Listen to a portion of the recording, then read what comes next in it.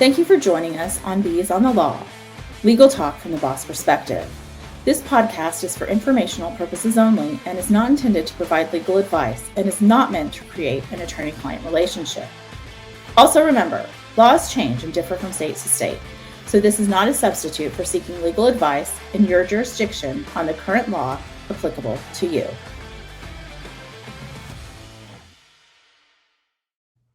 Hello, welcome back to Bees on the Law. I am Susan, your Illinois and Wisconsin bee. And I'm Camille, the California bee.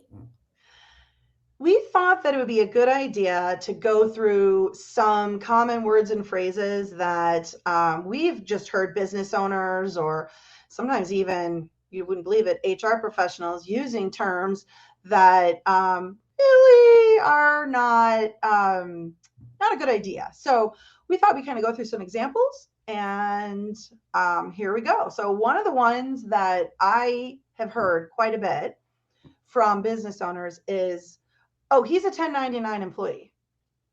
And, right? And I always have to say, okay, those are two different things, right? So 1099, if you're not familiar with that term, is used a lot to refer to an independent contractor. And sometimes you hear W-2 is used as an employee, right? So saying someone's a 1099 employee, you're saying someone's an independent contractor who's also an employee, two completely different things. And you might be granting them some rights by using that phrase, right, Camille? Yeah, it's a problem. And also that term hourly exempt makes me crazy.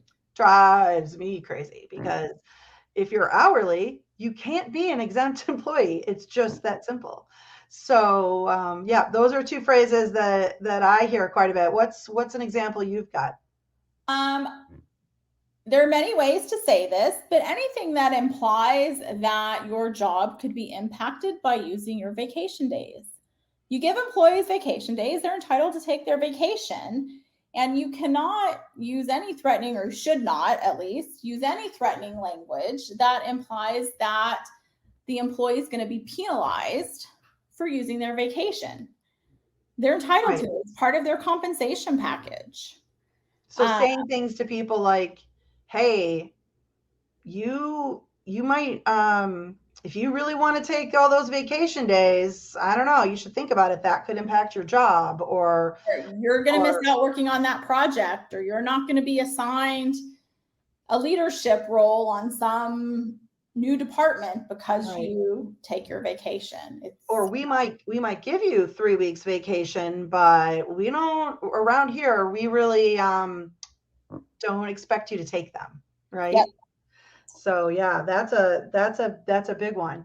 For me, another one that I hear a lot is we're going to keep this discussion confidential, or please don't tell anybody what your salary is, or hey, I'm giving this bonus to you, no one else is getting one, so please don't tell anybody else, right?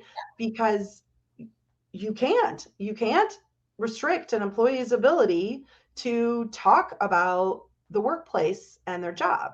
There's that's a violation of the National Labor Relations Act, and in some states, and you've talked about this in a previous podcast, Camille, like California, there's even bigger problems. There can be. And, I think it's just when it comes to, when you give their employee a raise, I think saying don't talk about this just alerts them to talk about it anyway. So why even bring it up in the first place? True. The whole fact that it's you can't. You can't, right? It seems like you're just pointing out something you don't want them to talk about anyway. So you're kind of shooting yourself in the foot. Yeah, you're making it juicy. You're making it gossip. Yeah, I get it. So yeah, there's the practical impact of you're kind of encouraging them to talk, but there's also the bigger impact, which is you cannot restrict an employee. So even if you're just suggesting it or asking it, you could be violating the National Labor Relations Act, which I know a lot of people think only controls unions, but it does not. It applies to all employers. So yeah. What's another example that you hear a lot or that drives you crazy? How about telling employees that you'll give them additional vacation days instead of paying them overtime? It's a big no-no.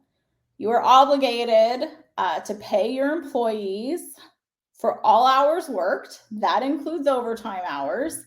And in California, that comes with all kinds of penalties and attorney's fees if you don't properly pay your employees. It is not a legal exchange to do that. And I know more than one employer out there has done it. Yep. Yep. Or even if an employee comes to you, I've had this situation come up that says, hey, I just need the money. I need to make more money. I know we limit, but just don't pay me the overtime. I really need to work those hours. And then they wait a year or so, and then suddenly they can file a claim and say, you didn't pay me overtime. And the employer goes, but wait, but you want it. Employees cannot waive the right to receive overtime. Doesn't matter what they say, doesn't matter what they sign, they cannot waive it. So, nope. Yeah, that's a big one. And so, Susan, I know before when we were getting ready for this podcast, you talked about backdating, which is another thing that makes lawyers crazy. Crazy. All of you employers out there. I hear that term used quite a bit, and backdating is pretty illegal. That's essentially saying that you are changing the date, right? So the phrase backdated should be removed from every employer, business owner's vocabulary. Don't use it. That being said, you can put in writing and memorialize something today that happened a month ago. You just need to be cognizant of the fact that you are either dating it as of a certain date, which is reflecting that it wasn't signed or executed on that date, but that was the date that it was intended to be effective. Or you write there simply, we are memorializing a previous conversation. But, or how about using retroactive? Oh, exactly. Right. Doing it today and saying it's retroactive to, to January 1st or May 1st or whatever. Right. As long as you can make something retroactive, because some laws don't allow you to do that. But even still, either way, all of those are, depending on the situation, acceptable legal ways to put something in writing today that was agreed to or is intended to go into effect previously. Backdating? No. So that's a big one. So I think the last one that I think is very important is what you say when you receive a discrimination or a harassment complaint. And there are two big ones that I really feel you should not say. One is telling the complainer that you believe them. The other is saying that the person who allegedly committed the discrimination would never do that. And the reason that I think these phrases are so important is because you are automatically judging the situation without having done the required independent investigation. And I think that is why it's not that either you think one employee is more truthful than the other. We all have our biases, even Susan and I do.